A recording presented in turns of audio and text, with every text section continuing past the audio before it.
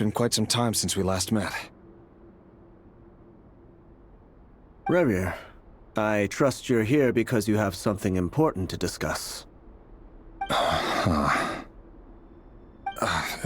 Forgive me.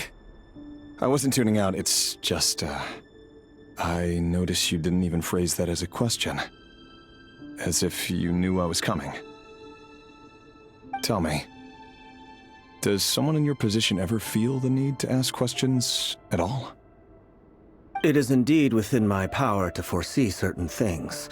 Things like your arrival. I was just thinking. It won't be long before I'll be inviting both you and Dane to my wedding. That isn't a lie, but nor is it a fact as such. It's a wish, isn't it? No fooling a prophet, is there?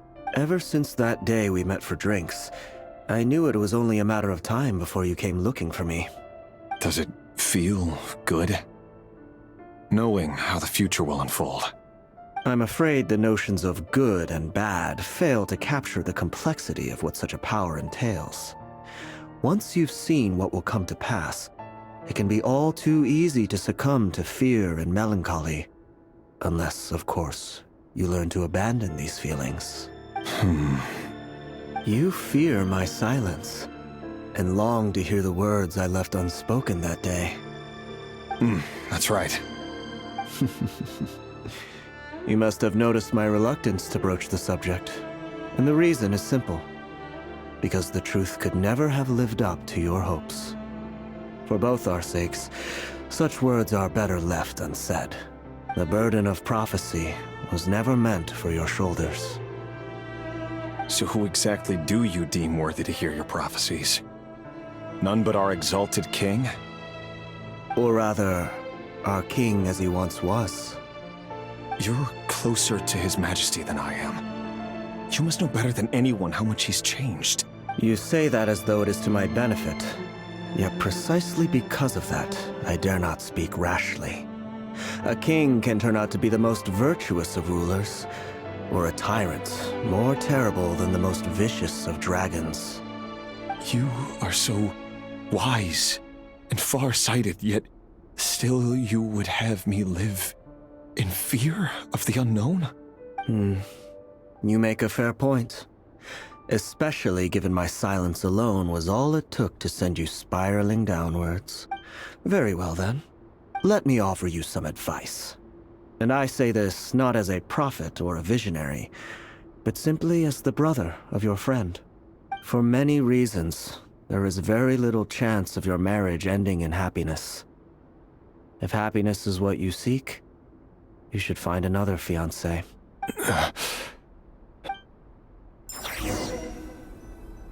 Hold on. There's that same black fog again. Could this memory belong to Thelindis? Guess I better tread carefully.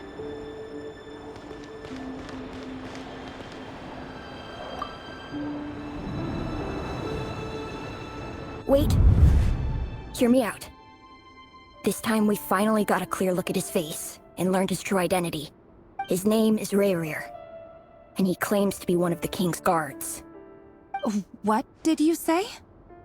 A cruel irony, isn't it? The man you're set to marry leads a double life as a brutal executioner. Why are you telling me all of this now? Simple. It's because I want you to kill him. You are the only person he would never suspect.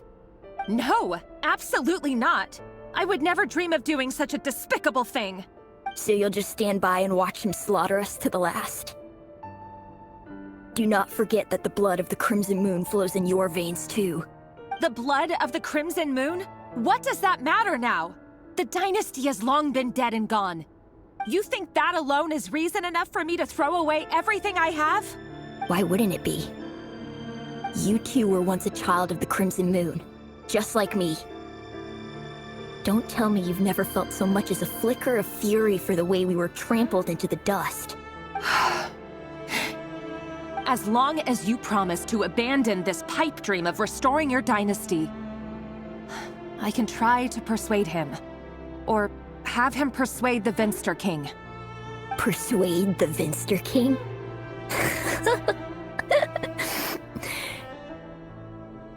Do you even know why he's so obsessed with hunting us down? Why he keeps trying to force us to hand over our secrets over and over again?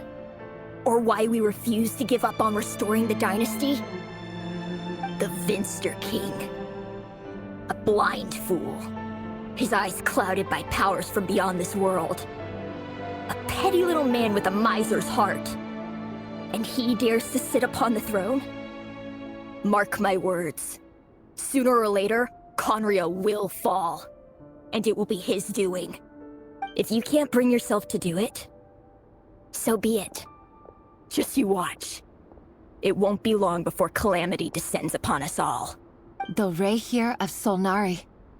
That really is quite a secret you've been keeping from me, Rerir. But who am I to talk? Am I really any better? I've kept my own past a secret this whole time, too. Love should be built on honesty. But ours was born from lies. And yet, is it really so wrong to hide things that would only make life harder? If we don't cover up the parts that no one else should see, how can we go on pretending to be normal? Vedifulnir must have known all this. And that's why he made his prophecy. In the end, nothing stays hidden forever. But I won't just sit by and watch this disaster unfold. I'll do everything in my power to protect what I cannot afford to lose, no matter who I have to face.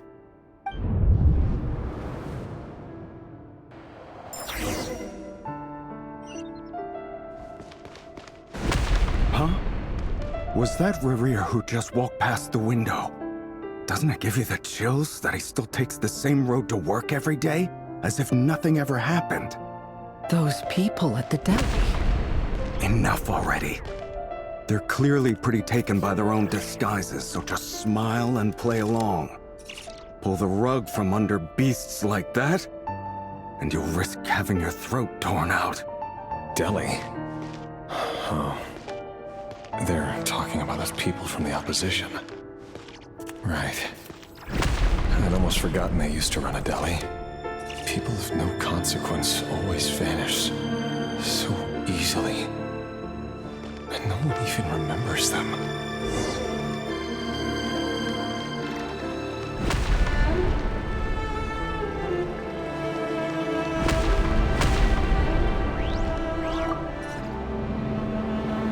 But surely you can see he's not the man he pretends to be! So many have died already, and they say that the king's madness grows with each passing day. We're not going to survive this, are we? But why does it have to be this way? Do we really deserve to die just because of the blood that runs through our veins? Felindis, are you even listening? Sorry, Freether. My mind was off wandering. I heard you, though. You're talking about what Rerir said. He's just following the king's orders. He's a secret agent, and it's his job to hunt down rebels and dissidents. By the time you first met him, he'd already taken lives. Maybe he was using you from the very beginning. No. Rerir has no idea I have anything to do with the Crimson Moon. My family are only distant relatives of the main lineage, and besides, my eyes are perfectly ordinary. Truth be told, apart from my teacher, pretty much no one knows I have any connection to any of it. It's been a long time since my family severed ties. But as Orlog said, who could possibly talk sense into that raving lunatic of a king? No one. I'll work something out. Trust me, I'm with you all. But for now, you need to keep yourselves hidden. Don't let anyone find you, anyone at all. Don't forget that Rerir is an Eclipse operative. You need to be extra careful when he's around. And when I am too. For now, don't come looking for me. And if anything happens to me, just act like we've never met. If even you can't escape this, what hope do the rest of us have? But after all this time together, surely he wouldn't lay a hand on you. I won't speak in his defense, nor can I give you a clear answer to that question. But I'll do everything I can to put an end to this. Here, hold on to this. If an opportunity to escape presents itself, take it. You'll be glad you took some spare change. You call that change? But what about you? I've got a job, and there's still money coming in. But you can't go anywhere right now. Please think about yourself for once.